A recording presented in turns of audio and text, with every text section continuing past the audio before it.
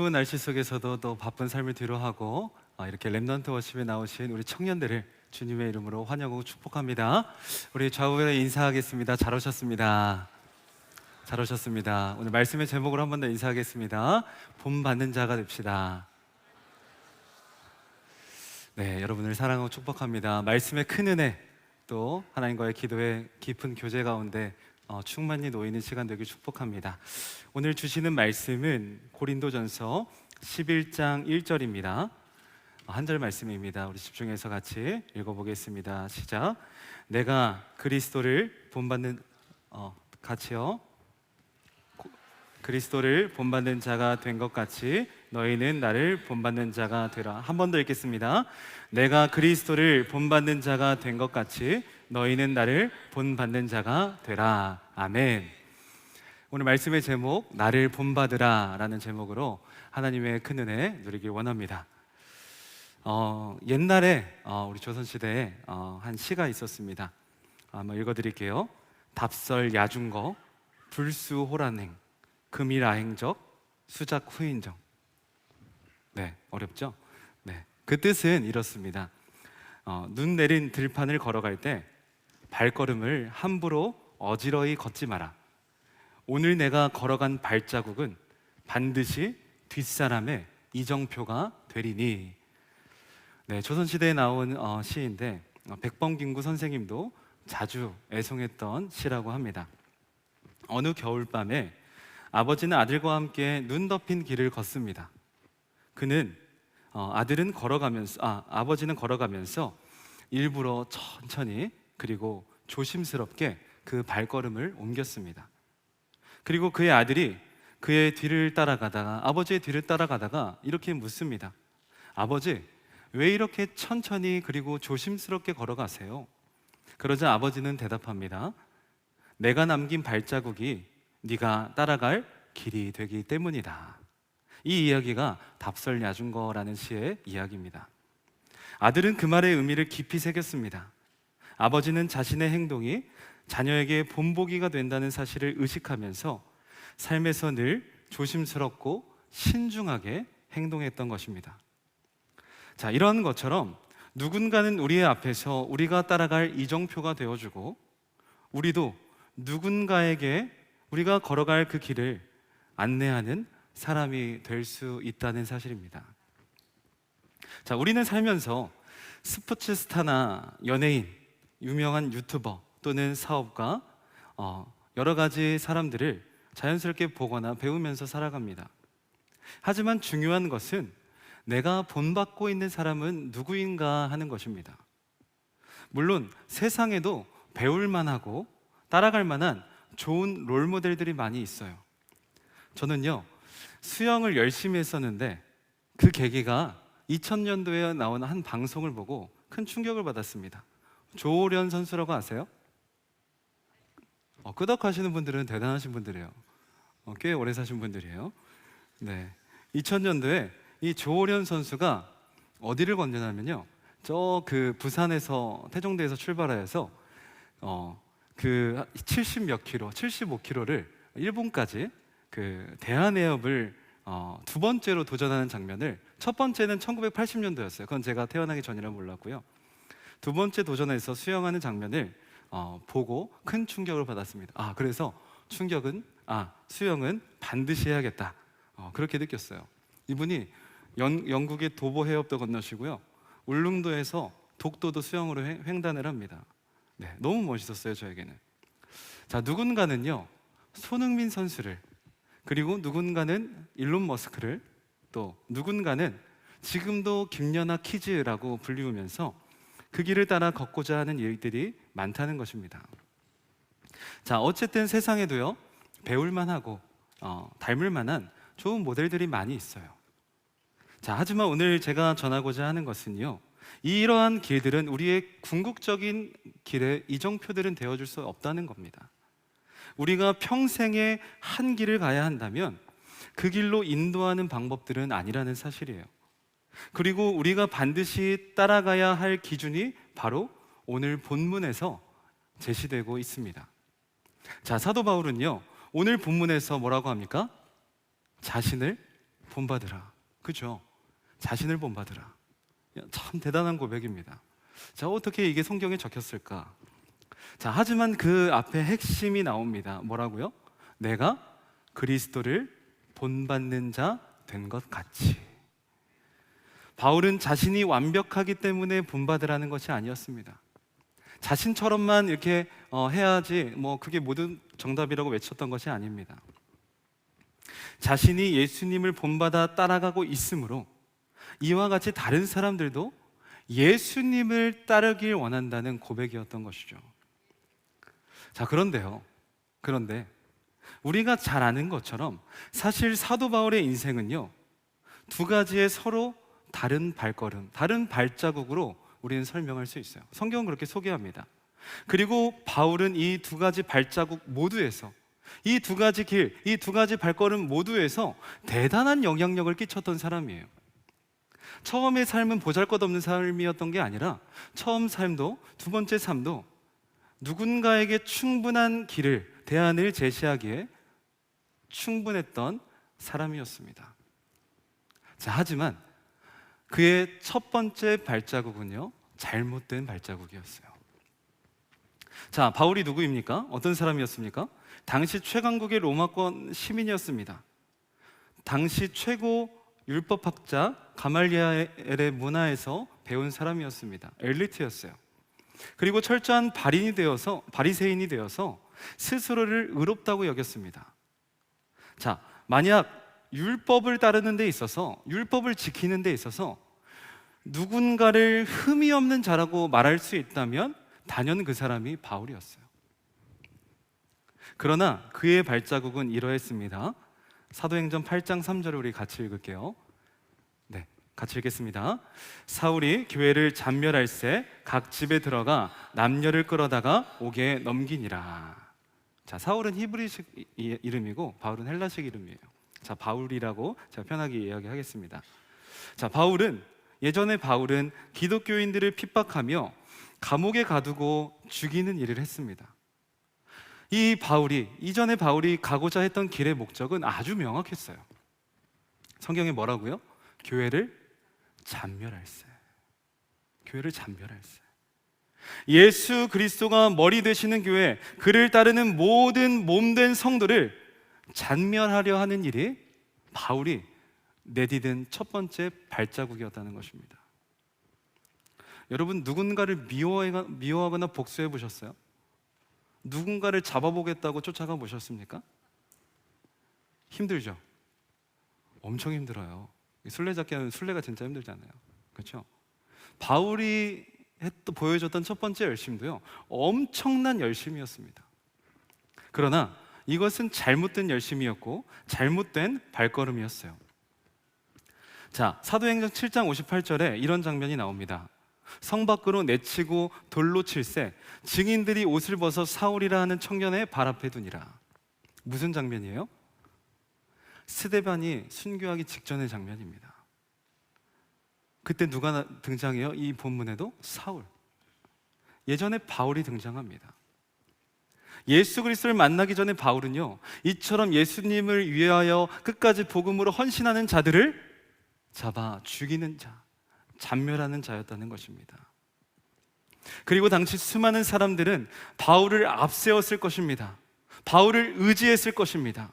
그리고 바울이 가는 길이 옳다라고 여기며 따라갔을 것이에요.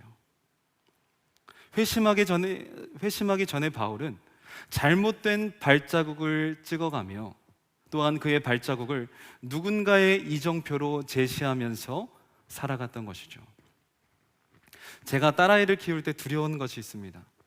자녀는 부모의 참 다양한 모습을 따라해요. 제 딸은 찬양하고 말씀 암송하는 것을 좋아해요. 그리고 매일 부모가 교회에 오기 때문에 교회에 가는 것을 참 즐겨하고 사랑합니다. 근데 이번에 저희 수련회 때 SM 목사님들과 초대형 프로젝트를 하나 했었어요. 보신 분 있으세요? 네, 저희 SM 목사님들입니다. 네. SM에 갈 뻔한 목사들 시즌2라고 해서 올해 주제가 너는 복이 될지라, 그래서 너는 행복이 될지라 하고, 뮤직비디오와 안무를 연습하는 초대형 아이돌 프로젝트를 했어요. 자, 수련회에서 청년들에게 이걸 들려주려고 집에서도 연습하고 노래도 부르고 이걸 또 동영상에 나왔을 때 여러 번 틀어놓고 반복해서 보니까 제 딸이 어떻게 해요? 자연스럽게 옆에 와서 봐요. 그리고 너무 좋아하는 거예요. 아빠가 나오니까. 그리고 이 노래를 랩도 있거든요. 랩도 있고요. 가사가 꽤 길어요. 그런데 이걸 다 외웠습니다. 대단하죠?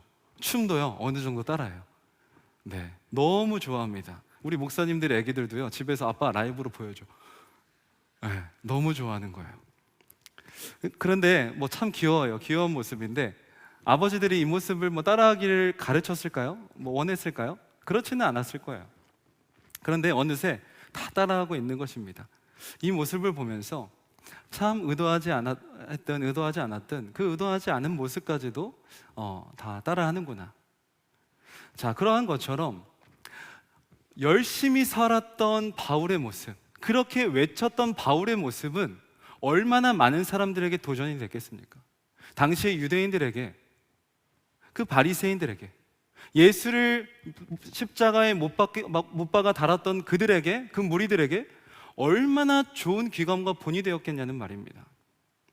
사실 바울은 이 길을 옳은 길이라 여긴 거예요. 바울은 자신이 그 일을 통해 하나님을 기쁘시게 하고 있다고 생각했지만 교회를 박해하는 가운데 그는 죄인 중에 괴수였던 것입니다. 왜요? 그 앞에 예수님이 없었기 때문에. 잘못된 길이었습니다. 자, 그렇기에 하나님께서는요, 그 바울을 그대로 내버려 두지 않으세요. 하나님의 계획은요, 그 바울을 내버려 두지 않으셨습니다. 그리고 이제 그에게 두 번째 발자국을 허락하십니다. 그 두 번째 바울의 인생의 발자국은 믿음의 발자국이었어요. 첫 번째 발자국은 잘못된 발자국이었지만 두 번째 발자국은 믿음의 발자국이었습니다. 사도행전 9장 3절에서 5절 말씀을 우리 함께 읽어보겠습니다. 시작. 사울이 길을 가다가 다메섹에 가까이 이르더니 빛이 그를 둘러 비추는지라 땅에 엎드러져 들음에 소리가 있어 이르시되 사울아 사울아 내가 어찌하여 나를 박해하느냐 하시거늘 대답하되 주여 누구시니까 이르시되 나는 내가 박해하는 예수라. 너무나 우리가 잘 아는 장면입니다. 계속해서 그의 첫 번째 발자국은요, 다메섹 도상 그 길로 향하였었습니다. 그런데 그 길에서요, 누굴 만나요? 예수. 어떤 예수요? 자신이 박해했던 예수, 자신이 잔멸하려 했던 예수. 그 예수를 만난 이후 그는 자신이 완전히 잘못된 길을 걸어왔다는 것을 그 순간 깨닫습니다. 바울은 무엇인가를 위해서 열심히 달려가고 있었고 누군가에게 그 길을 따라오게 만들고 있었습니다. 하지만 그 길 위에서 예수님을 만난 순간 그 길이 완전히 잘못되었다는 것을 깨닫게 된 것이에요. 바울이 얼마나 놀랐을까요? 얼마나 큰 충격을 받았을까요? 내가 박해했던 예수가, 잔멸하려 했던 예수가 빛으로 비추었을 때 얼마나 두렵고 놀랐겠습니까? 자신이 믿었던 길 위에서 예수 그리스도를 만나고 지금까지 잘못된 길을 달려왔다는 것을 깨달았을 때 그의 인생은 완전히 바뀌게 되었습니다. 얼마나 수많은 생각이 들었을까요? 자신이 이렇게 변해도 되나? 바뀌어도 되나? 갑자기 얼마나 많은 근심과 두려움이 따랐겠습니까? 또 예수님 앞에서 얼마나 두려웠겠습니까? 그런데 그는요, 예수를 만난 그는 이제 한없이 자신을 낮추고 겸손해집니다. 자신이 가진 모든 힘과 지식을 동원하여서 자신의 길을 당당히 나아갔던 모습은 이제 조금도 찾아볼 수가 없었습니다. 빌립보서 3장 7절에서 8절 바울의 고백입니다. 같이 읽겠습니다. 시작. 그러나 무엇이든지 내게 유익하던 것을 내가 그리스도를 위하여 다 해로 여길 뿐더러 또한 모든 것을 해로 여김은 내 주 그리스도 예수를 아는 지식이 가장 고상하기 때문이라. 내가 그를 위하여 모든 것을 잃어버리고 배설물로 여김은 그리스도를 얻고. 아멘. 이것이 예수를 만나 새로운 발자국, 두 번째 믿음의 발자국을 내딛게 된 그 바울의 고백이었던 것입니다. 예수님을 만난 바울은 자기의 의를 어떤 것도 내세울 수 없었던 것이에요. 심지어 유익하던 모든 것이 그리스도를 위하여서는 모두 해로 여긴다고 고백합니다. 바울의 손익계산이 완전히 바뀌게 된 거예요. 전에는 바울의 능력과 자신의 위신을 유익이라 여겼지만 이제는 그 모든 것이 해가 된다고 그렇게 당당히 고백합니다. 그리고 그렇게 된 것은 오직 예수를 아는 지식만이 가장 고상한 것이라고 여기게 되었기 때문입니다. 여러분, 예수를 아는 지식이 가장 고상하다고 표현하였던 이 바울의 고백은요, 할 수 있었던 가장 최상급의 표현이에요.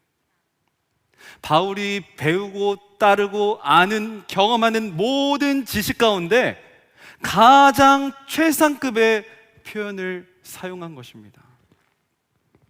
그리고 해로 여기며 배설물로 여긴다는 이 비교는 바울이 사용할 수 있는 모든 단어 가운데, 모든 말들 가운데 가장 최하급의 단어를 사용한 것이에요. 그만큼 바울은 예수 그리스도를 진하게 만났습니다. 예수 그리스도를 따라가는 발걸음을 걸으면 걸을수록, 그 발자국을 내디디면 내디딜수록, 예수님의 가르침과 삶을 본받을수록 더욱더 선명해졌기 때문입니다. 사랑하는 청년 여러분, 여러분도 이 고백에 동의하십니까? 아니, 이와 같은 경험을 가지고 계십니까? 예수를 만났기에 삶의 가치들이 역전되셨습니까? 세상은 우리에게 이야기합니다. 바울의 두 번째 발걸음을 낭비이고 미련한 짓이라고 합니다. 유익도 되지 않는 일에, 손해가 되는 일에 매달린다고 이야기하는 것입니다. 그래서 부활이 거짓이라면, 천국이 거짓이라면 바울은 그랬어요. 우리가 가장 미련한 자다. 하지만 왜 그래요? 그게 진짜니까, 진짜 예수니까. 바울은 고백해요. 내가 모든 것을 잃어버리고 모든 것을 배설물로 여길 수 있음은 그리스도를 얻었기 때문이다. 그랬기에 자기 의가 아니라 예수님의 은혜를 의지하는 삶을 살아갈 수 있었던 것입니다. 사랑하는 청년 여러분, 첫 번째 발걸음과 두 번째 발걸음의 가장 큰 차이가 무엇입니까? 바울이 핍박하는 자에서, 잔멸하려 했던 자에서 핍박을 받는 사람이 되었다는 것이에요. 엄청나죠? 이게 손익계산이 뒤바뀐 그의 삶이었습니다. 고린도후서 11장 23절 같이 읽겠습니다. 시작. 그들이 그리스도의 일꾼이냐 정신없는 말을 하거니와 나는 더욱 그러하도다. 내가 수고를 넘치도록 하고 옥에 갇히기도 더 많이 하고 매도 수없이 맞고 여러 번 죽을 뻔하였으니. 아멘. 나는 더욱 그러하도다. 나는 더욱 그러하도다. 그들이 그리스도의 일꾼이냐? 나는 더욱 그러하도다. 바울은 감옥에서도, 배가 난파될 때도, 돌에 맞아 쓰러질 때도 복음을 포기하지 않았습니다. 그리고 그의 발자국의, 두 번째 발자국의 마지막 발걸음은 순교였어요. 예수 그리스도가 그의 앞에 빛으로 임하셨기 때문에, 그의 삶의 시선이 언제나 예수 그리스도를 향해 선명했기 때문에 가능한 일이었다는 것입니다.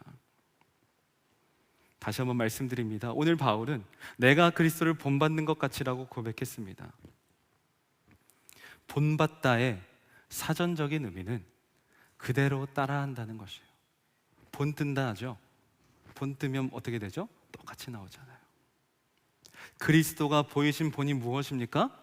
하나님의 영광을 위해 하늘 보좌를 버리고 이 땅에 오셔서 십자가의 고난을 받으신 본입니다. 죄인된 우리의 구원과 유익을 위해서 자신을 희생하신 사랑의 본이었습니다. 죄인된 우리의 구원과 유익을 위하여서, 눈먼 자들, 병든 자들, 죽은 자들을 위하여서 생명의 빛을 통해 구원하시려는 그 예수 그리스도의 본이었다는 것입니다. 바울도 예수 그리스도를 통해 죄인 중에 괴수와 같았던 그의 삶에 구원의 은혜가 임하였고 이제는 자신이 무익한 종이다라고 고백할 수 있게 된 것입니다.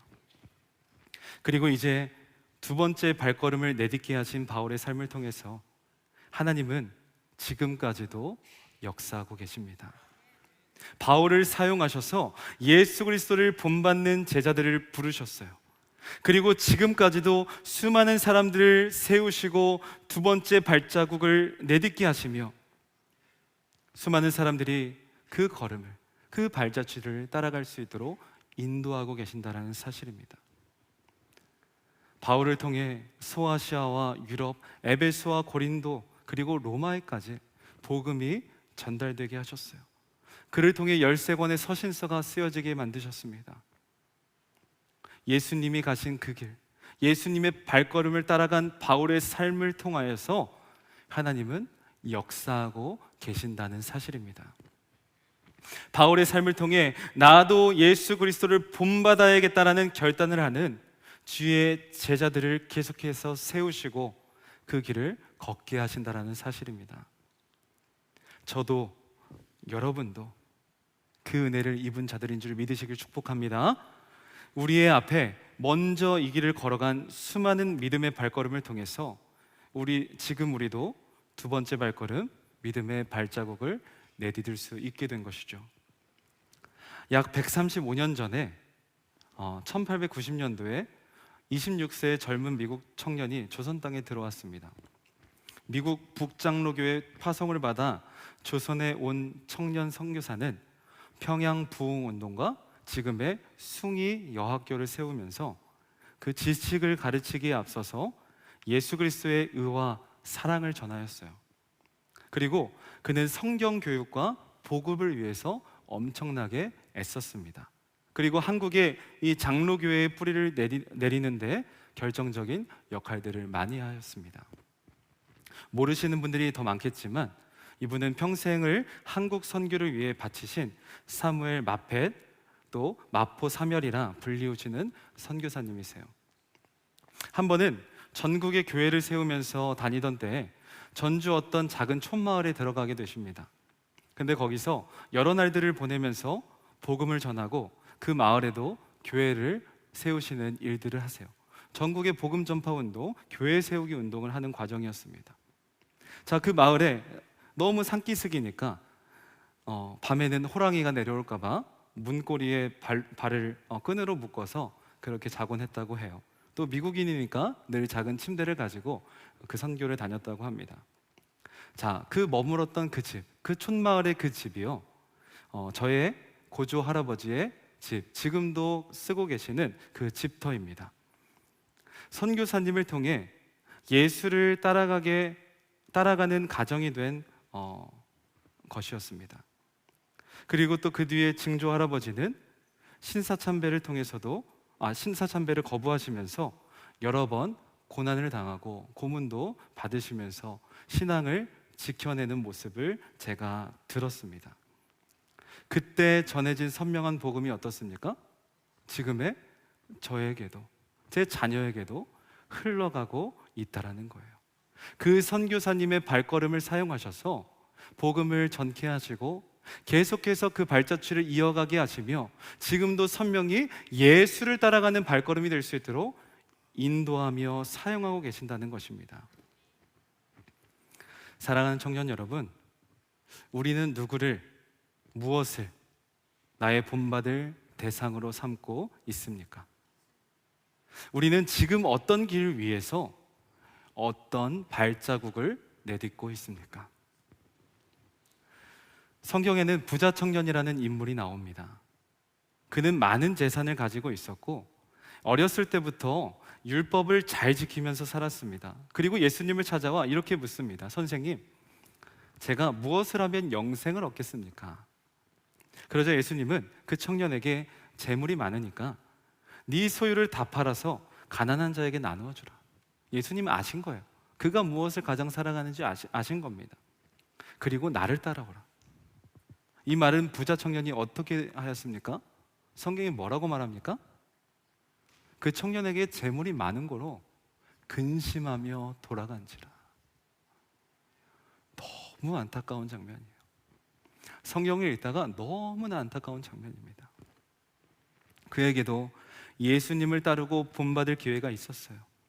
하지만 결국 물질이 우상이 되어서 잘못된 발자국을 남긴 것입니다. 영생을 소망하며 예수님을 찾아왔지만 실제로는 세상의 것을 더 사랑하였던 것입니다. 바울은요, 성경에서 여러 번 나를 본받으라고 말합니다. 이와 같이 고백할 수 있던 것은요, 다른 어떤 조건보다 오직 그리스도를 따르는 삶이 선명했기 때문이에요. 바울의 인생과 그의 몸에 밴 예수 그리스도의 십자가가 날마다 그를 살게 했기 때문입니다. 여러분은, 저와 여러분은 어떤 본을 따르길 원하십니까? 저는 소원합니다. 우리가 전심으로 예수 그리스도를 따라가는 이 발자국이 내 삶에서 가장 고상한 일이 되기를 간절히 소원합니다. 내 삶의 어떤 가치와 어떤 세상의 비교와 자랑보다 예수 그리스도를 따라가는 그 삶의 가치가 가장 고상한 내 삶의 최상급의 표현이 되길 간절히 소망합니다. 그리고 우리의 삶에서 누군가가 예수 그리스도를 바라보고 따라갈 수 있는 이정표로 우리의 삶을 통하여 그런 안내자로 사용되어지기를 간절히 소원하게 되길 축복합니다. 그들의 눈앞의 모습은 나를 보게 하지만 나를 통해서, 내 삶을 통해서 예수 그리스도가 드러나게 하는 거예요. 내 모습을 통해서 예수 그리스도의 하신 사역과 순종이 드러나게 하는 겁니다. 자, 말씀을 정리하면서 이 고백을 우리 같이 한번 소리내서 읽었으면 좋겠습니다. 네, 한번 우리 큰 소리 읽어보겠습니다. 시작. 내가 걷는 신앙의 길을 누군가는 따라오고 있습니다. 내가 선택하는 삶의 방향은 오늘 누군가에게 영향을 줄 것입니다. 내가 선명하게 예수님을 닮아갈 때 다른 사람들도 예수님을 닮아가게 될 것입니다. 하나님은 그렇게 역사하실 것입니다. 하나님은 거룩함의 본이 되십니다. 하나님은 온전함의 본이 되십니다. 예수 그리스도는 온유와 겸손의 본이 되십니다. 십자가를 지시며 생명을 내어주심으로 본이 되십니다. 무조건적 사랑의 본이 되십니다. 바울과 같은 제자의 본은 주 안에서 굳게 서는 본입니다. 끝까지 그리스도를 따르는 본입니다. 사랑하는 우리 렘넌트십에 오신 모든 청년 여러분, 이 길이 옳다고 맞다고 생각한다면 이 길을 걸어보기를 축복합니다. 그런데 이걸 하지 못하는 이유는 무엇일까요? 날마다 말씀을 듣지만 결단하지 못하는 이유는 무엇일까요? 두렵기 때문이에요. 그래서 남들이 다 가고 안전하다고 말하는 그 넓은 길로 발걸음을 옮기며 살아가는 것입니다. 히브리서 2장 15절은 이렇게 말씀합니다. 같이 읽을게요. 시작. 또 죽기를 무서워함으로 한평생 매어 종노릇하는 모든 자들을 놓아주려 하심이니. 뭐라고요? 죽기를 무서워함으로 한평생 매어 종노릇하는 자들이라고 말합니다. 이 두려움에서 벗어나야 합니다.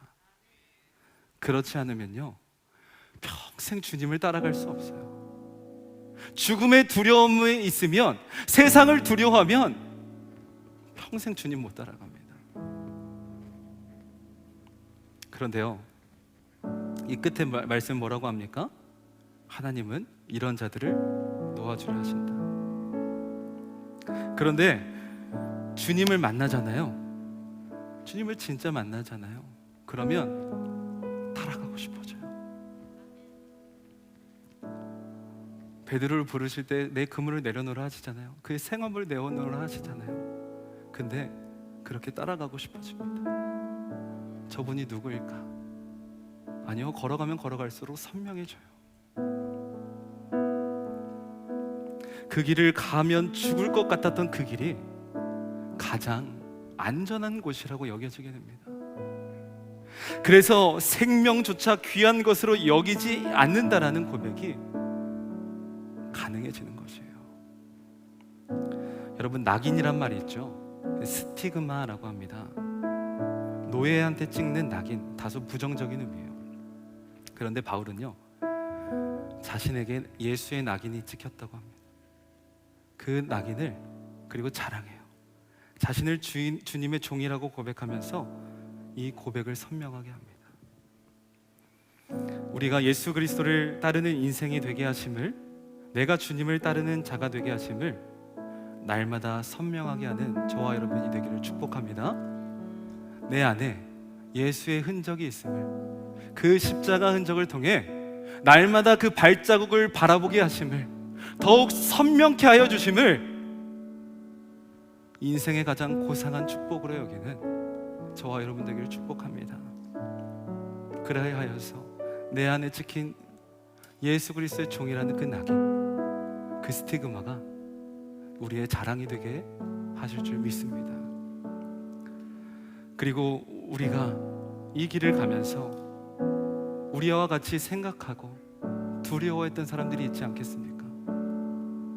세상의 길이 안전한 곳이라고 여기며 주님께로 헌신하고 결단하는 길은 그렇지 않다라고 여기는 자들, 두려워했던 자들에게 내가 먼저 발걸음을 내딛어서 그곳에 서서 이곳은 안전한 곳이야, 아니 이곳이 가장 안전한 곳이야, 나와 함께 예수를 바라보자, 그런 도전을 우리의 삶으로 보여줄 수 있는 우리 렘넌트 워십의 모든 귀한 청년의 인생 되기를 주님의 이름으로 간절히 축복합니다.